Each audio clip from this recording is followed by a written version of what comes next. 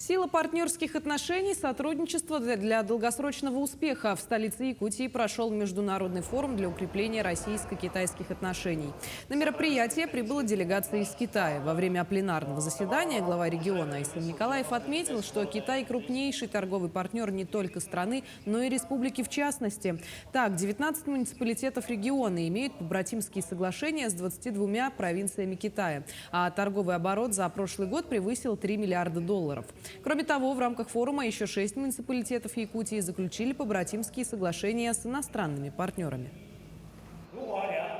Считаю, что есть большая надежда, что сделать Дальний Восток России и Северо-Восток Китая районами совместного процветания и совместного дальнейшего развития.